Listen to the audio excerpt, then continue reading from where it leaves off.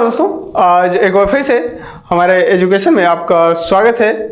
कल की क्लास में हमने प्राचीन भारत से मध्यकालीन भारत तक जो भी राजनीतिक संरचना देखने को मिलता है, यानी कि साम्राज्य का विस्तार हो रहा है, विघटन हो रहा है, उसका किस किस काल में कौन कौन से साम्राज्य का स्थापना हो रहा है, कौन कौन से साम्राज्य का विघटन हो रहा है, ये लगभग हमने प्राचीन भारत के इतिहास से और मध्यकालीन भारत तक यानी कि मॉडर्न हिस्ट्री जो है उसके शुरुआत तक ले आन करके हमने छोड़ा था। और हमने कल ये भी बताया था कि हम लोग हिस्ट्री को पार्ट बाय पार्ट करके नहीं देखेंगे, पूरे रिलेट करके देखेंगे। समय जो भी कालक्रम है, कालखंड है, उसको एक ही बार में पूरा समझेंगे, प्राचीन से लेकर के मध्यकालीन पूरा। ठीक है, इस तरीके से पूरा डिटेल में नहीं गए थे, एक शॉर्ट फॉर्मेट में जानने का प्रयास किए थे, क्योंकि हमारा मेन मोटिव क्या है, आधुनिक भारत के इतिहास को पढ़ना। ठीक है, तो इसलिए हम एक इंट्रोडक्शन के तौर पर हम पूरे प्राचीन भारत के से लेकर के राजनीतिक संरचना जो भी मॉडर्न भारत तक के जो आधुनिक भारत का इतिहास है वहाँ के शुरुआत तक ले करके हमने छोड़ा था। तो आज का जो हमारा टॉपिक रहेगा वो रहेगा आर्थिक दृष्टि से आर्थिक संरचना को समझेंगे कि प्राचीन भारत से लेकर के अभी तक मॉडर्न हिस्ट्री जो जहाँ से हम स्टार्ट करेंगे वहाँ तक के काल को किस तरीके से आर्थिक विकास हुआ है, कैसे चेंजिंग हुआ है, उसको समझने का प्रयास करेंगे। और एक भारत और चाइना को लेकर के यानी पूरे एशिया को लेकर के और पूरे होल वर्ल्ड यानी ग्लोबल इकोनॉमी को लेकर के हम ये समझने का प्रयास करेंगे कि किस तरीके से आर्थिक चेंजिंग हुए हैं और कैसे काम हो रहा है। वैसे पूरा डिटेल में नहीं जाना है, बस एक इंट्रोडक्शन ही है आज भी, और इंट्रोडक्शन ही समझना है, क्योंकि हमने पिछले क्लास में भी बताया था कि यदि टॉपिक बड़ा हो, ठीक है, यदि टॉपिक बड़ा हो तो उसका इंट्रोडक्शन भी, उसका प्लानिंग भी बड़ा ही होता है। इसलिए आपको थोड़ा सा समय लगेगा, कोई दिक्कत नहीं है, अच्छे से समझिए। शायद हमें उम्मीद है कि आपको कल का क्लास जरूर अच्छा लगा होगा। ठीक है, तो देखिए ज़्यादा देर ना करते हुए हम लोग क्लास को शुरू करते हैं। देखिए सबसे पहले आज का जो हमारा टॉपिक रहेगा वो कहाँ से स्टार्ट होगा, प्राचीन से लेकर मध्यकालीन तक, मध्यकालीन इतिहास तक हमारा जो भी रहेगा आर्थिक दृष्टि से इसका हम लोग क्या समझने का प्रयास करेंगे, आर्थिक संरचना को समझने की कोशिश करेंगे। क्या आर्थिक व्यवस्था रहा, क्या आर्थिक संरचना रहा, इसका स्ट्रक्चर को समझेंगे, इसके विकास को समझेंगे। ठीक है, किस तरीके से रहा। देखिए सबसे पहले चीज यदि हम आपको ये बता दें कि पूरे दुनिया में मान लेते हैं ये पूरा दुनिया है, ठीक है, पूरा पृथ्वी है, तो पूरा दुनिया के अंदर यदि संसाधनों की बात होता है, जब भी जो संसाधन होते हैं, संसाधन क्या चीजें होती है, जो भी चीज का हम अपने आवश्यकता के अनुसार उपयोग में लाते हैं वो हमारा संसाधन होता है। यदि इस पेन का उपयोग हम कर रहे हैं तो ये हमारे लिए क्या हो गया, संसाधन हो गया। ठीक है, यदि ये पेन ऐसे रखा हुआ है, हम इसका उपयोग नहीं कर रहे हैं, ठीक है, या इसका उपयोग नहीं करना जानते हैं, तो हमारे लिए ये संसाधन नहीं होगा। ठीक है, तो देखिए जब भी पूरे दुनिया में प्राचीन काल से ही पूरे दुनिया में यदि संसाधनों की बात होता है, ठीक है, प्राचीन काल से यानी पुराने समय से है, तो एशिया महादेश ऐसा महादेश है, एक एशिया महाद्वीप ऐसा महाद्वीप है, एशिया, ठीक है, एशिया महाद्वीप एक ऐसा महाद्वीप है। हमने बताया था पूरे पृथ्वी के स्थलखंड को 7 महाद्वीपों में डिवाइड किया गया है, जिसमें से सबसे बड़ा महाद्वीप एशिया महाद्वीप है, और हम एशिया महाद्वीप के अंदर ही हैं, हमारा भारत एशिया महाद्वीप में ही पड़ता है। क्लियर है। अब हम संसाधन की बात कर रहे हैं कि जब भी दुनिया में सबसे ज्यादा यदि संसाधन देखा जाता है तो वो एशिया महाद्वीप में देखा जाता है, प्राचीन समय से ही देखा जा रहा है। सबसे ज्यादा संसाधन की बात होता है तो वो एशिया महाद्वीप में है। जाहिर सी बात है, आकार बड़ा है, साइज बड़ा है, और संसाधन भी भरपूर मात्रा में यहाँ पर उपलब्ध था शुरुआत से ही। शुरुआत में संसाधन यहाँ पर भरपूर मात्रा में उपलब्ध था। अब यदि दूसरी बात हम कहें कि इसी एशिया के अंदर हमारा, अब एशिया को यहां समझते हैं, ये मान लेते हैं एशिया महाद्वीप है पूरा, ठीक है, तो ये एक बड़ा महाद्वीप है, इसमें चाइना एक बड़ा द्वीप है और भारत एक बड़ा द्वीप था। ठीक है, यानी भारत, देखिए इस तरीके से इसको बनाते हैं,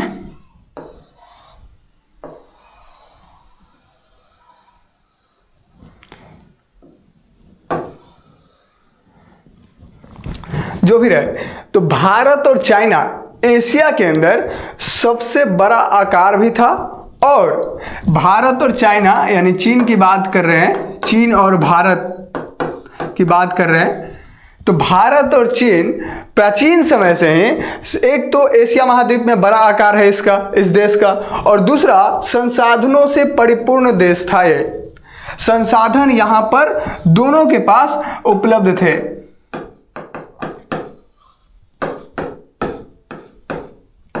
संसाधन दोनों के पास उपलब्ध थे। कब से? प्राचीन भारत से ही, यानी प्राचीन समय से, प्राचीन भारत छोड़िए, प्राचीन समय से ही, पुराने जमाने से ही भारत और चाइना के पास संसाधन परिपूर्ण थे, परिपूर्ण देश थे ये संसाधनों से।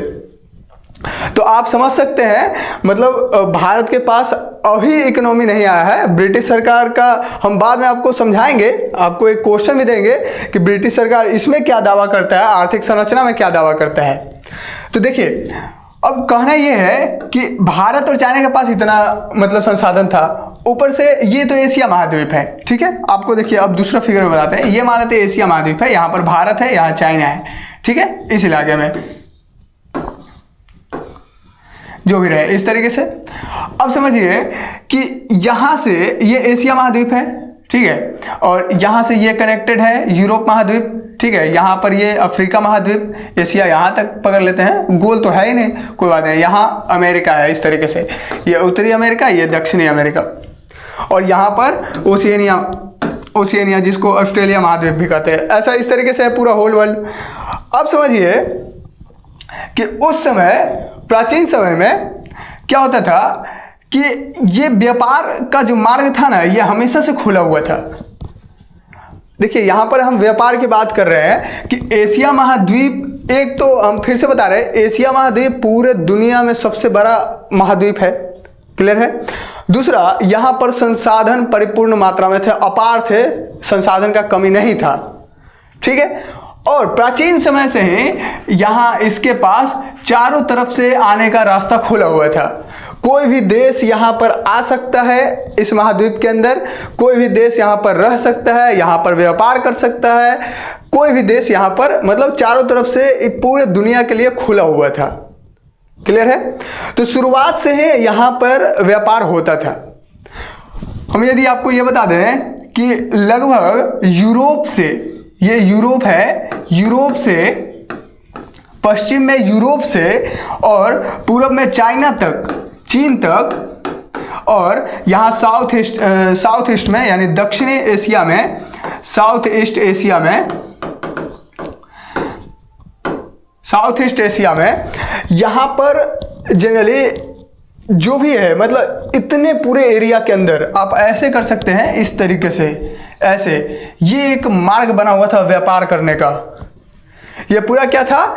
एक व्यापार करने का मार्ग था। यहाँ अफ्रीका का भी कनेक्शन था कुछ हद तक। तो आप यहाँ पर देख सकते हैं प्राचीन समय में, ठीक है, प्राचीन समय में, हम प्राचीन समय किसकी बात कर रहे हैं? लगभग आज से 600 BC तक, ठीक है, 600 BC पहले थे। अब आप समझ सकते हैं। वैसे इस समय की यदि हम बात करें तो लगभग प्राचीन समय का स्टार्टिंग कब से माना जाता है? हमने कल बताया था कि लगभग 600 BC से स्टार्ट करते हैं और 750 तक मानते हैं प्राचीन भारत के काल को, ऐसे मानते हैं ना, 750 AD तक, ठीक है, AD में। ये ईसा पूर्व में है, ये ईस्वी में है। ये क्या होता है ये हमने कल की क्लास में बता दिया है। अब आप समझिए कि अब जब ये पूरा ये टाइम फ्रेम है प्राचीन भारत का और इस समय इतना व्यापार चल रहा है, इतना व्यापार इस समय चल रहा है, तो आप समझ सकते हैं ये कैसा इकोनॉमी है इतना बड़ा एरिया में। जैसे यूरोप से होना है, यूरोप से आ रहा है, फिर इधर से पूरा यूरोप होते होते एशिया में घुसा, एशिया होते होते पूरे एशिया को लगभग नीचे की तरफ कवर किए हुए है, अफ्रीका में कुछ भाग मतलब घुसा हुआ है। ये क्या है? पूरे ग्लोबल तरीके से जो है ना अर्थव्यवस्था का ग्रोथ है, ये विकास करने का जो है ना ये व्यवस्था बनाया गया था। इस तरीके से ये पूरा व्यापार चल रहा था। इसको हम कह सकते हैं कि ये ग्लोबल इकोनॉमी का जो है यहाँ पर झलक दिखता है हमको।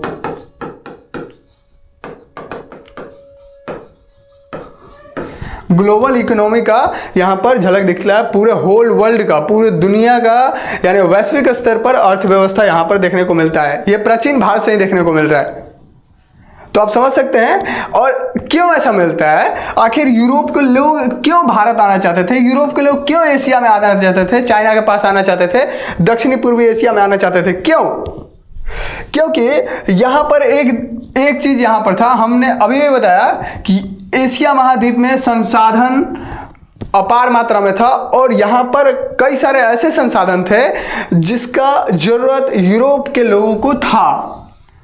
कई सारे ऐसे उत्पाद थे एशिया का जो यूरोप को जरूरत था। अब जैसे में यहाँ पर आप समझ सकते हैं, एक तो सबसे पहला उत्पाद, यानी कि हम ये कह सकते हैं कि यहाँ से एशिया से एक तो कीमती पत्थर, ठीक है, कीमती पत्थर जो होते थे वो भी एशिया में पहले मौजूद थे। दूसरा कीमती पत्थर हो गया। दूसरा औषधि की बात करें तो औषधि भी यहाँ पर मौजूद है, ठीक है।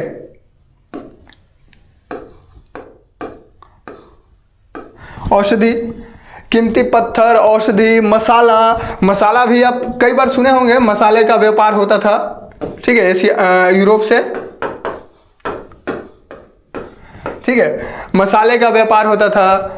ऐसे कई सारे उत्पाद थी जो यूरोप में नहीं होता था और जिसका जरूरत यूरोपियन लोगों को था और ये लोग अपने जरूरत को पूरा करने के लिए इस मार्ग से आते थे। और ये मार्ग कैसा था, ये मार्ग जल के द्वारा भी होता था, समुद्री मार्ग भी था। ये मार्ग कैसा था, समुद्र के द्वारा भी व्यापार होता था, समुद्री मार्ग भी था, ठीक है, मार्ग।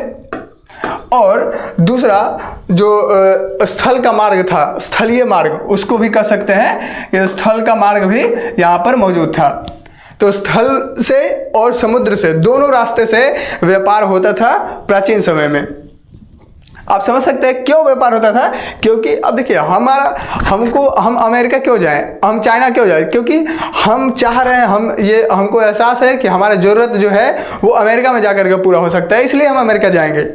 यदि हमको ये एहसास हो जाए कि नहीं, हम अपना जरूरत या फिर हमारा जो भी आवश्यकता है, जो भी चीज़ चाहिए वो हमको यहीं पर मिल सकता है, तो हम दूसरे जगह क्यों जाएंगे? सिंपल सी चीज़ है, नहीं जाएंगे। जाने का कोई और कारण हो सकता है, लेकिन व्यापार करने का कारण क्या हो रहा है कि यूरोप के लोगों को इन चीज़ों की जरूरत थी, कीमती पत्थरों की जरूरत थी, औषधियों की जरूरत थी, मसालों की जरूरत थी, अफीम की जरूरत थी, ऐसे कई सारी चीज़ें की जरूरत थी जो यूरोप के लोगों को यहाँ एशिया में खींचता था और एशिया से वो लोग उत्पाद यहाँ से लेकर के जाते थे।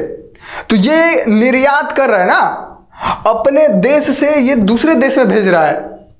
हम आपको एक दो वर्ड बताते हैं, एक होता है निर्यात, ठीक है, एक होता है निर्यात और एक होता है आयात।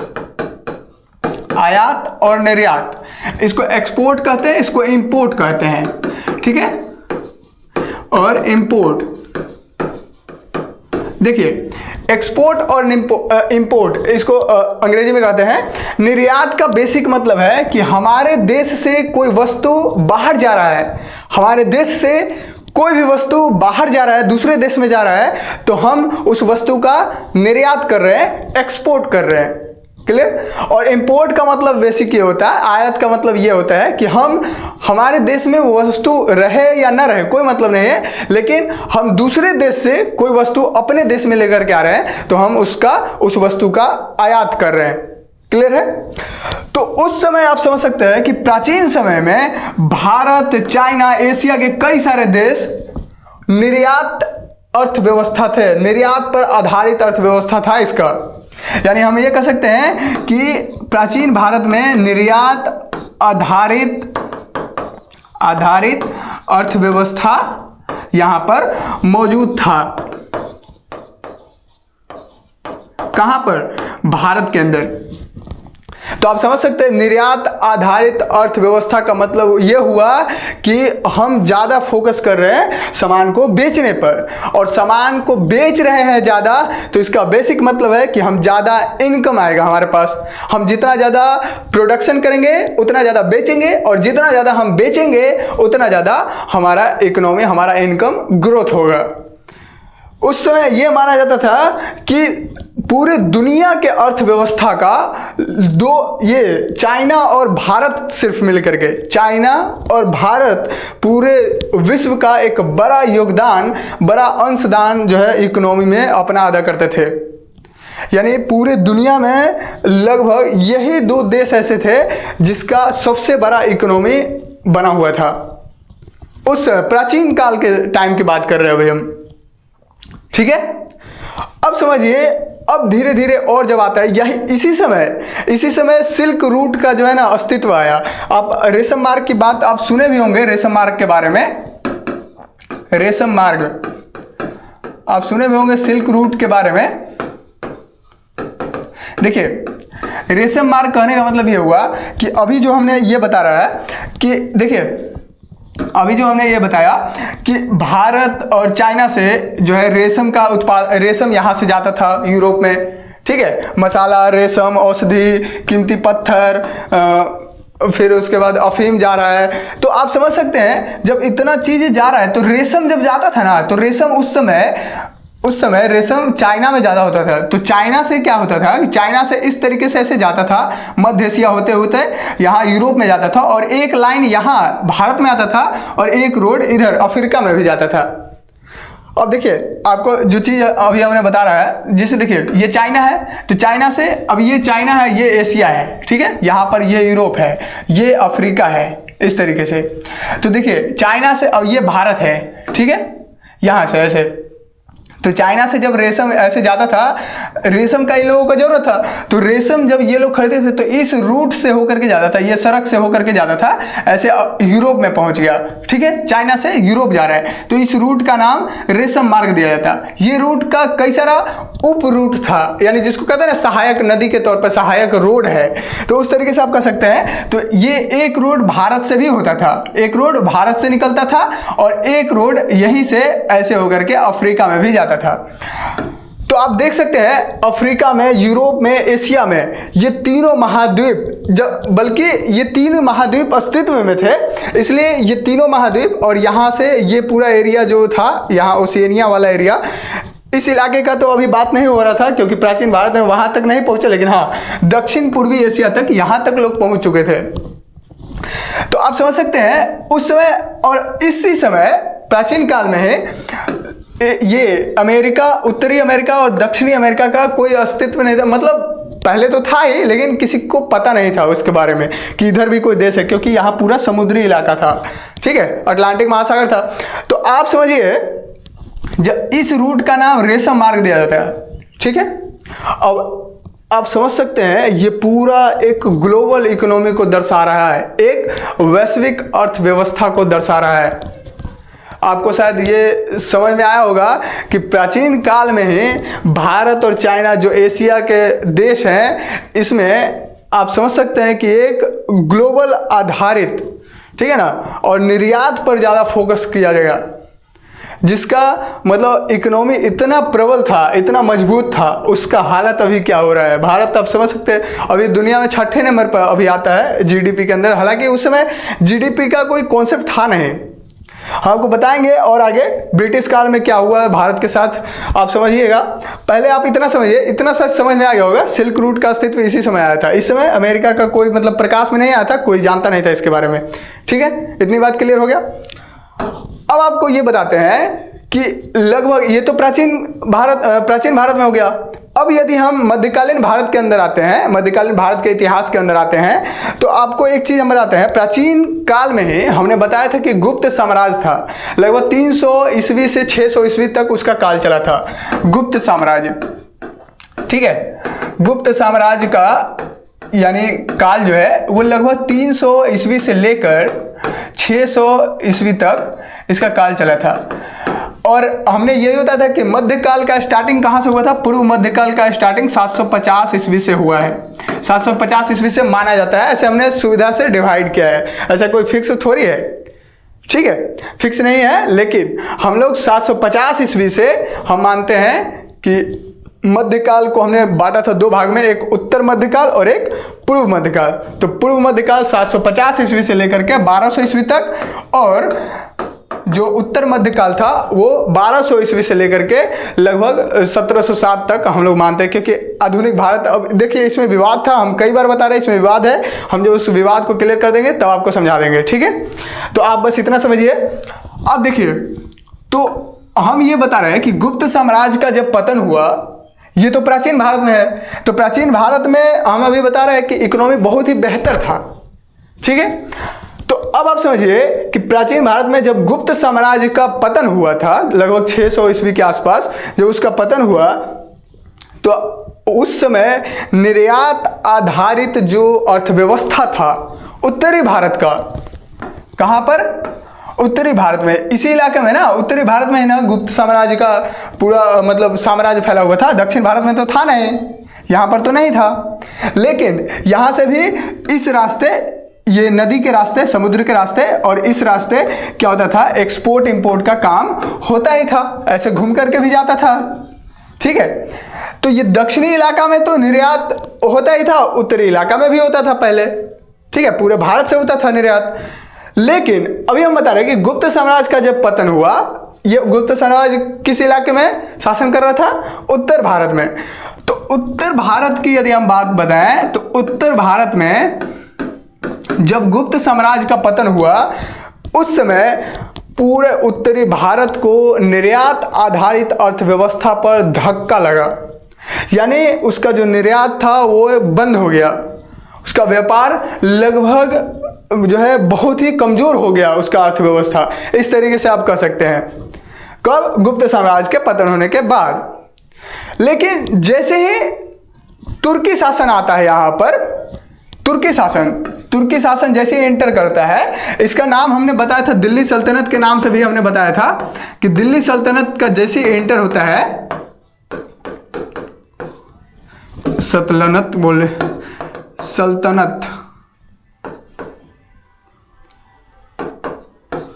दिल्ली सल्तनत का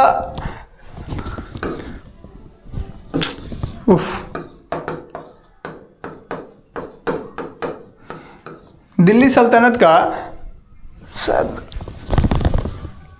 सल्तनत हो गया है, कोई बात नहीं, इसको आधा कर लीजिए आप, ठीक है, सही लिखा था हमने। दिल्ली सल्तनत का हम बता रहे हैं कि तुर्की शासन को दिल्ली सल्तनत के नाम से भी जानते हैं। तुर्की जो यहाँ प्रदेश है, यहाँ से लोग आए थे और भारत पे कब्जा किए थे, हमने हिस्ट्री में बताया है कल की क्लास, पिछले क्लास में। तो दिल्ली सल्तनत जब यहाँ पर एंटर किया था, मैंने तुर्की शासन को ही दिल्ली सल्तनत के नाम से जाना जाता था, क्योंकि ये दिल्ली पर कब्जा किया हुआ था और उसी के इर्द गिर्द जो है अपना व्यापार बढ़ा रहा था, बड़ा कर रहा था।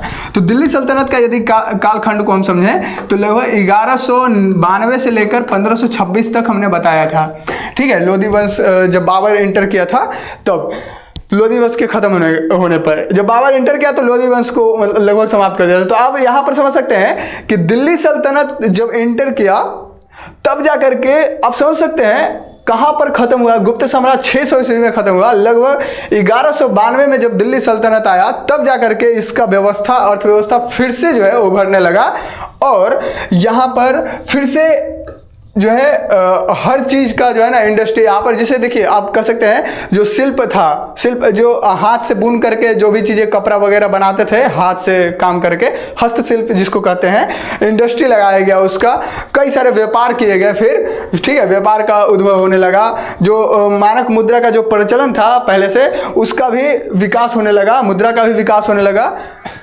अभी, ठीक है। देखिए कोई दिक्कत नहीं, हम ये बता रहे थे कि दिल्ली सल्तनत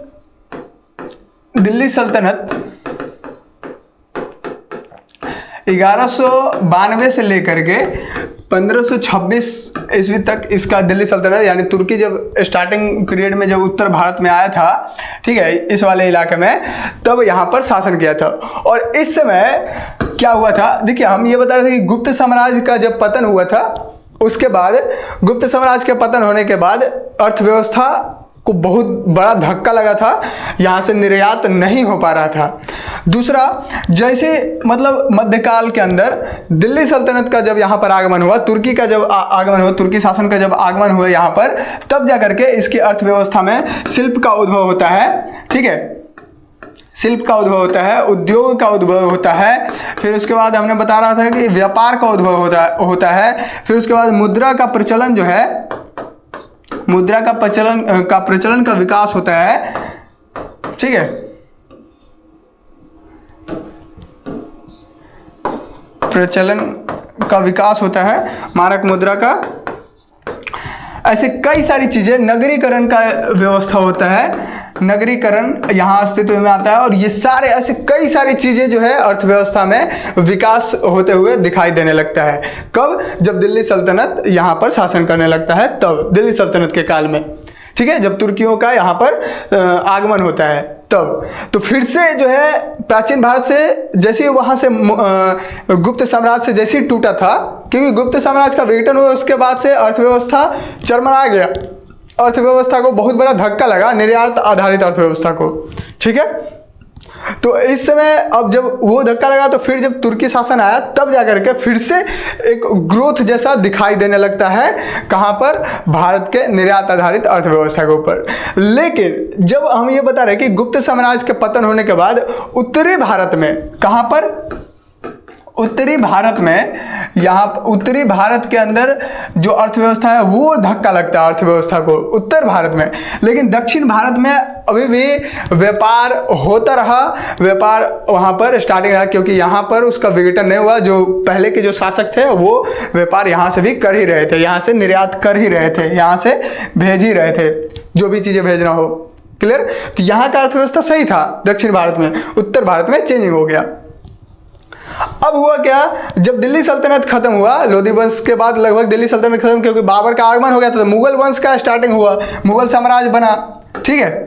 तो मुगल काल के आने के बाद लगभग भारत का अर्थव्यवस्था और तेजी से ग्रोथ करने लगा, और भारत का अर्थव्यवस्था मतलब पूरा अर्थव्यवस्था जो है, हमने कल की क्लास में बताया था कि औरंगजेब के टाइम में भारत में मुगल साम्राज्य लगभग कृष्णा नदी के पार कर चुका था, यहाँ काबुल और कंधार को कब्जा किया हुआ था, यहाँ बंगाल के साइड में पूरा इतना बड़ा जो है पूरे भारत पर लगभग कब्जा कर लिया था मुगल साम्राज्य, ठीक है।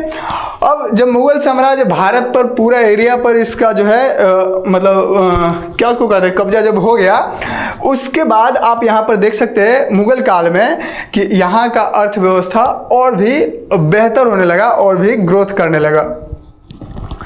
तो एक बड़ा ही एक इसी काल में एक विशेषज्ञ हैं अर्थशास्त्री के, लगभग वो 1820 के आसपास शायद बोले थे, जो भी हो डेट से कोई मतलब नहीं है, 1820 के आसपास शायद बोले होंगे। उन्होंने बताया, कौन? एक अर्थशास्त्री थे, ठीक है, जो आर्थिक क्षेत्र में जो है अर्थशास्त्री जो आर्थिक क्षेत्र में विशेषज्ञ माने जाते थे, उनका कहना था, जनरली देखिए उस समय जीडीपी का कोई कॉन्सेप्ट नहीं था, ठीक है, जीडीपी का कोई कॉन्सेप्ट नहीं था। लेकिन अब देखिए यहाँ भी मुगल काल में भी व्यापार निर्यात आधारित हो गया था, एक्सपोर्ट करना फिर से स्टार्ट कर दिया था मुगल साम्राज्य ने। और ये भी इस समय क्या हुआ था, आपको एक चीज़ और बता देते हैं पहले, जीडीपी से पहले, कि इस समय भी भारत, चाइना और ये दक्षिणी एशिया, फिर यूरोप, और इस समय तो अमेरिका भी अस्तित्व में आ गया था। तो अमेरिका से तो आप यहाँ पर देख सकते हैं, ये एशिया का इलाका है, ये अफ्रीका का इलाका है, यहाँ से आप समझिए, ठीक है, इस तरीके से।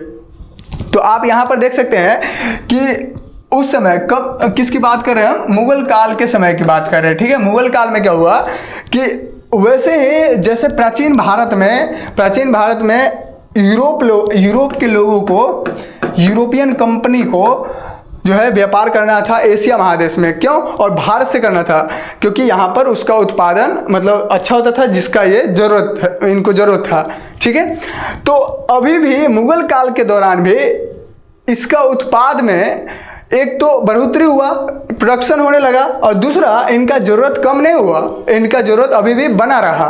और इन्होंने अभी भी मसाला, अफीम, नील, ये सारा चीज़ जो है ये व्यवस्था जो है काम की। देखिए अभी हमारे मुंह से एक वर्ड निकला था, करघा, ठीक है। करघा की बात भी आपको हम बताते हैं, करघा क्या होता है, चरखा क्या होता है। चरखा तो जनरली आप समझ रहे होंगे, सूत कढ़ाई वाला वो जो गांधी जी का चरखा आप समझ रहे होंगे।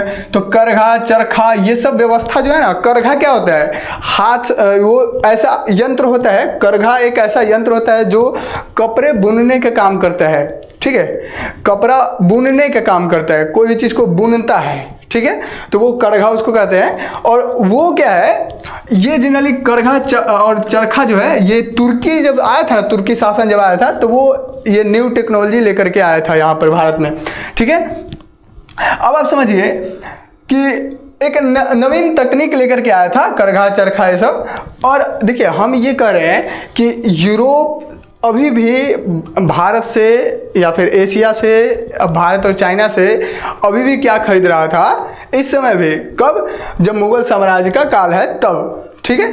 तो इस समय भी यूरोप भारत से क्या खरीद रहा है, मसाला खरीद रहा है, रेशम खरीद रहा है, अफीम खरीद रहा है, नील खरीद रहा है, ऐसे कई सारे उत्पाद जो है भारत से खरीद रहे थे। तो आप समझ सकते हैं इस समय ये यूरोप क्या कर रहे थे। यूरोप जब यहाँ पर धर्म युद्ध हुआ था, ठीक है, धर्म युद्ध जब हुआ था, कुस्तुनिया का जब पतन हुआ, उसके बाद ये रास्ता इनका ब्लॉक हो गया था यूरोप लोगों को। हम बताएंगे, इसका कहानी भी आपको समझाएंगे। तो पहले अभी आप इतना समझिए, जब ये रास्ता ब्लॉक हो गया तो ये लोग व्यापार कैसे करें, तो व्यापार नहीं कर पा रहे, तो इसलिए समुद्री मार्ग का खोज करना स्टार्ट कर दिया। और खोजते खोजते एक वास्को डी गामा ने ऐसे पहुंचा भारत में, ठीक है, और एक ने यहाँ पर पहुंच गया अमेरिका के पास।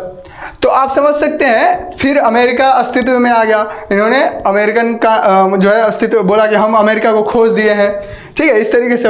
एक ने बोला हम भारत को खोज दिए, हालांकि भारत पहले से भी था, लेकिन भारत वो खोजने निकले थे, भाई भारत इधर से कैसे मिलेगा, तो यहाँ पर इसको मिल गया, तो ये बोल रहा है भारत को खोज दिया हमने, ठीक है।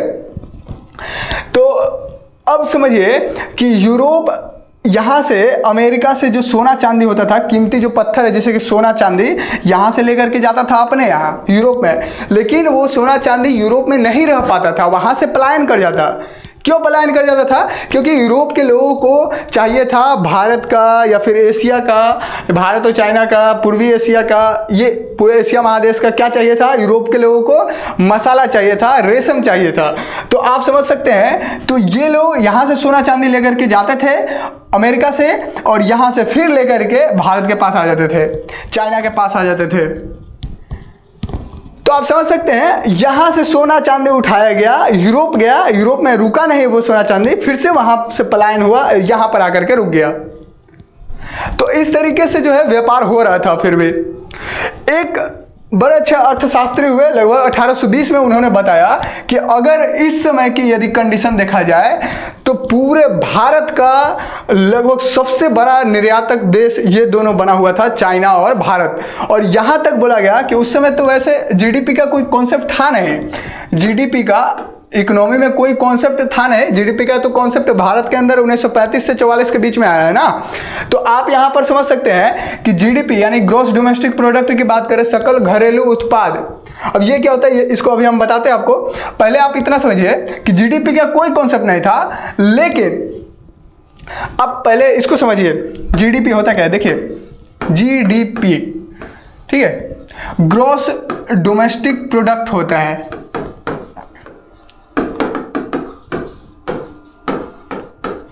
यानी सकल घरेलू उत्पाद।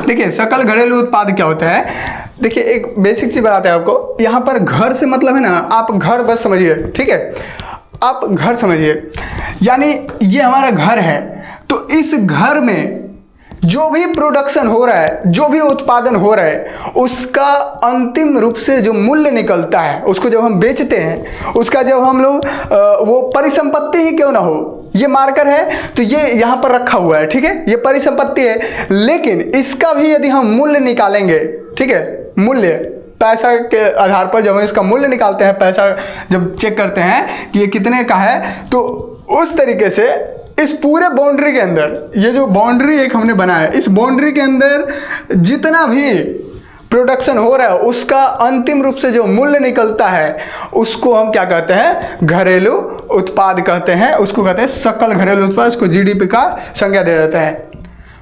अब देखिए, अब दूसरी तरीके से समझते हैं। किसी भी देश की सीमा के अंदर, ये मान लेते हैं ये भारत देश का सीमा है, ठीक है।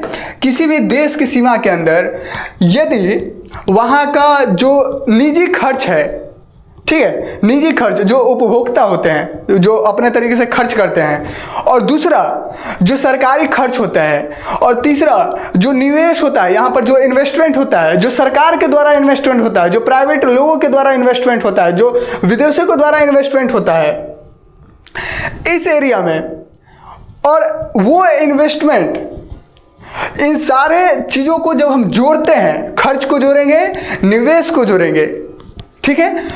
यानी निवेश क्या है, जो कोई कंपनी हम स्थापित कर रहे हैं, किसी रूप से हम यहाँ पर फैक्ट्री लगा रहे हैं, एक बिजनेस चला रहे हैं, तो ये निवेश कर रहे हैं ना, ठीक है। तो हम या तो निवेश करें या खर्च करें, इन दोनों को जोड़ना है इस एरिया के अंदर, हम करें या फिर सरकार करे, दोनों को, सबको जोड़ना है। और ऊपर से ये कितना निर्यात करता है, कितना अपना सामान बाहर बेचता है, उसको भी पकड़ना है, कितना अपना सामान बाहर बेचता है, ठीक है। यानी कितना निर्यात कर रहा है, और आयात भी करता होगा, कोई चीजें यहां पर नहीं होता होगा तो वो बाहर से भी मंगाता होगा, यदि बाहर हो तो मंगाता तो होगा। अब ये मार्कर हमारे पास नहीं था तो हमने क्या किया, इसको आयात कर लिया, समझ रहे हैं। लेकिन आयात और निर्यात ज्यादातर बड़े क्षेत्र के अनुसार उपयोग किया जाता है ये शब्द, लेकिन हम इसको कहते हैं सिंपल भाषा में कि हम इसको खरीद लिए हैं, ठीक है। तो उसी तरीके से हम आयात भी करते हैं, निर्यात भी करते हैं। तो निर्यात जितना हुआ, मान लेते हैं निर्यात हम 10 रुपए के किए, आयात हम 5 रुपए का किए, तो आयात को निर्यात में से घटाते हैं तो आंसर क्या आता है, 5। जो भी है, यहां पर यदि 2 रुपए का आयात कर रहे हैं तो आंसर क्या आएगा, 8।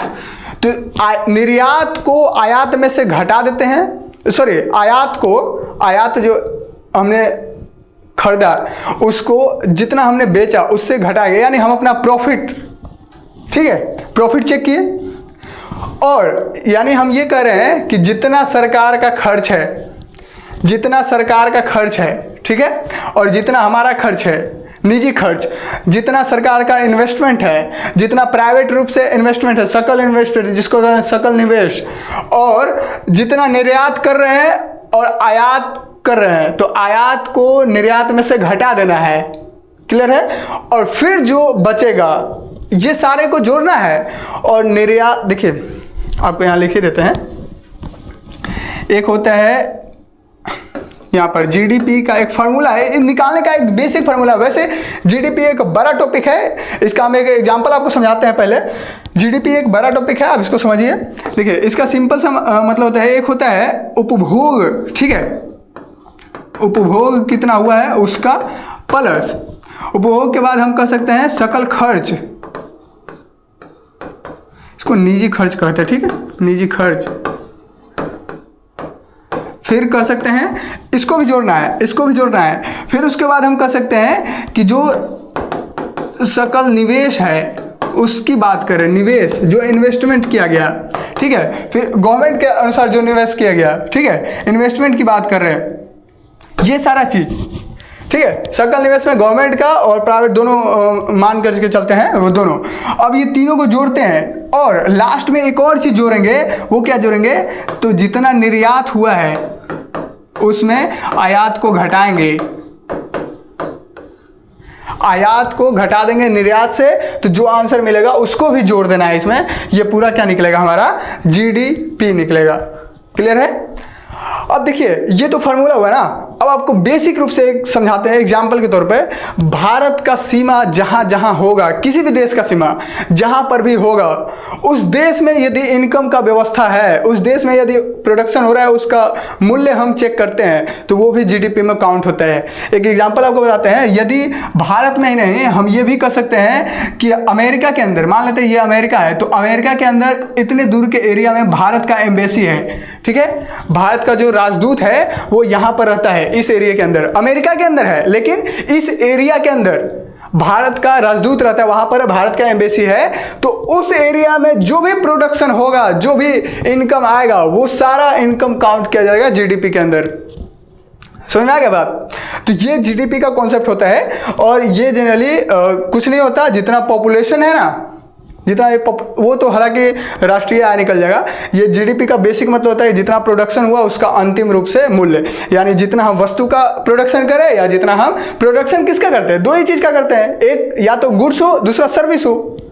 तो हम वस्तु का जितना प्रोडक्शन करें या फिर सर्विस का जितना प्रोडक्शन करें, सेवा दे। जैसे हम आपको पढ़ा रहे हैं तो हम क्या कर रहे हैं, आपको सेवा दे रहे हैं। क्लियर है? ये जनरली इकोनॉमी का पार्ट है। हमने फिर बता रहा हूं, हम हिस्ट्री हर सब्जेक्ट का जननी है तो हर सब्जेक्ट इसमें घूमेगा। अभी यहाँ पर जीडीपी घूम रहा है यानी कि इकोनॉमी घूम रहा है, कुछ दिन के बाद पॉलिटिक्स घूमेगा, कुछ दिन के बाद फिर से हो सकता है ज्योग्राफी तो घूमता ही है, साइंस घूमेगा, पॉलिटिक्स घूमेगा, हर चीज घूमता है। ज्योग्राफी जनरली मदर है ऑल सब्जेक्ट का। तो आपको हम यहाँ पर बताते हैं कि मुगल साम्राज्य के टाइम में लगभग उस समय ये पूरा ग्लोबल जो अर्थ जो व्यवस्था था, ग्लोबल रूप से जो वैश्विक अर्थव्यवस्था था, उसमें ये बताया गया। हमने बता रहा है एक अर्थशास्त्री थे जो लगभग 1820 में ये बात बोले थे कि यदि जीडीपी का यदि कॉन्सेप्ट होता, यहाँ पर लिखा हुआ है, यदि जीडीपी का कॉन्सेप्ट होता तो पूरे दुनिया में लगभग 55% का हिस्सेदारी जीडीपी में, पूरे दुनिया का 55% हिस्सेदारी जीडीपी में किसका है, भारत और चीन का है। किसका है? भारत प्लस चीन का 55% हिस्सेदारी था। क्लियर है? जिसमें चाइना का हिस्सेदारी 31% था और भारत का 24%। तो आप समझ सकते हैं भारत का अर्थव्यवस्था कैसा था उस समय, और चाइना का भी अर्थव्यवस्था आप समझ सकते हैं। तो भारत और चाइना मिलकर के मात्र 55%, समझ सकते हैं, ज्यादा, आधा से भी ज्यादा, पूरा होल वर्ल्ड का, पूरे दुनिया का सबसे बड़ा अर्थव्यवस्था था इन दोनों के पास। लेकिन अब आप समझ सकते हैं ये जब पूरा प्रक्रिया आपको हम समझा रहे हैं आर्थिक व्यवस्था का, कि प्राचीन भारत में वैश्विक अर्थव्यवस्था था भारत का, फिर मध्यकालीन भारत में भी वैश्विक अर्थव्यवस्था है भारत का, मुगल साम्राज्य के टाइम में, मध्यकालीन भारत में भी। तो ब्रिटिश सरकार आकर के ये क्या दावा करता है कि भारत का हमने आधुनिकीकरण किया। ब्रिटिश का ये दावा कहां तक सही है? ब्रिटिश का यह दावा कहां तक सही है कि ब्रिटिश कहता है कि भारत का हमने आधुनिकीकरण किया, मॉडर्नाइजेशन किया। कैसे? आप बताइए, ब्रिटिश सरकार जब आया था, ब्रिटिश शासन जब आया है, तो आप समझ सकते हैं ब्रिटिश काल में, ठीक है, किसके काल में? ब्रिटिश काल के अंदर आप समझ सकते हैं ब्रिटिश काल के अंदर हमारा जो अर्थव्यवस्था है, भारत का जो अर्थव्यवस्था है, वो 24% से नीचे गिर करके 3% तक हो जाता है। 3% हो जा रहा है, 24% से नीचे गिर गया। इतना नीचे गिरा है ब्रिटिश काल के दौरान। तो ब्रिटिश क्यों ऐसा कह रहा है, ऐसा कैसे दावा कर सकता है कि भारत का हमने मॉडर्नाइजेशन किया, हमने आधुनिकीकरण किया? कैसे कर सकता है? ये एक क्वेश्चन है, आप इसका जवाब जरूर दीजिएगा। ठीक है, दूसरा क्वेश्चन इसी में आ सकता है, दूसरा एक और क्वेश्चन आ सकता है कि ब्रिटिश सरकार ने, ब्रिटिश शासन ने हमारे भारत की अर्थव्यवस्था को किस तरीके से नुकसान पहुंचाया है कि हमारा 24% से 3% हो जाता है अर्थव्यवस्था। और ब्रिटिश काल उसी दौरान, उसी काल में, ब्रिटिश काल में है, इंग्लैंड में यानी ब्रिटेन में ये मॉडर्नाइजेशन होता है, आधुनिकीकरण होता है, वहां पर इंडस्ट्री का क्रांति होता है, रिवॉल्यूशन होता है, और भारत के अंदर पूरा उद्योग का विनाश हो रहा है। तो आप समझ सकते हैं किस तरीके से ब्रिटिश मतलब ये कहते हैं कि हम भारत का आधुनिकीकरण किए हैं। अब सोचिएगा इस बिंदु पर कि ब्रिटिश काल के दौरान जब यहां पर ब्रिटिश काल चल रहा था, जब ब्रिटिश शासन चल रहा था भारत के अंदर, उस समय ब्रिटिश में यानी ब्रिटेन में, इंग्लैंड के अंदर इंडस्ट्री का मतलब विस्फोट हो रहा था, रिवॉल्यूशन। आप समझ सकते हैं, उद्योग क्रांति हुआ। आप पढ़िएगा उद्योग क्रांति के बारे में इंग्लैंड में, वर्ल्ड हिस्ट्री के अंदर हम बताएंगे भी। तो आप कैसे कर सकते हैं कि ब्रिटिश सरकार ने भारत का आधुनिकीकरण किया, जिस समय ब्रिटेन में पूरा इंडस्ट्री लगाया जा रहा है, बहुत सारे फैक्ट्रियां लगाया जा रहा है, उसका क्रांति हो रहा है उद्योग का, और हमारे यहाँ जितना भी उद्योग पहले से था उस सब का विनाश हो गया है। तो कैसे कर सकते हैं? ब्रिटिश सरकार ने हमारा मॉडर्नाइजेशन किया, तो ये भी एक क्वेश्चन बनता है। अब इसको जरूर सॉल्व कीजिएगा। और ये पूरा व्यवस्था है, ये आर्थिक मॉडल है, ये जनरली बेसिक चीजें था। जब हम इसका डिटेल में जाएंगे तब तो समझिए आपको कितना चीजें मिलेगा जानने को। ये बस एक बेसिक चीज है, ये इंट्रोडक्शन है सिर्फ। क्लियर है? तो ये सारा चीजें था। तो आज का क्लास यहीं पर ड्रॉप करते हैं और कल की क्लास में हम लोग सामाजिक व्यवस्था को देखेंगे। प्राचीन भारत से मध्यकालीन भारत तक क्या क्या सामाजिक चेंजिंग हुआ है, क्या क्या परिवर्तन हुआ है, उसको समझेंगे। क्योंकि अभी हमने राजनीतिक व्यवस्था और आर्थिक संरचना को समझने का प्रयास किया था। तो अब सामाजिक को समझेंगे, फिर सांस्कृतिक को समझेंगे, उसके बाद स्टार्ट करेंगे मॉडर्न इंडिया को। ठीक है? मॉडर्न इंडिया का जो हिस्ट्री है उसको। तो मिलते हैं फिर नेक्स्ट क्लास में।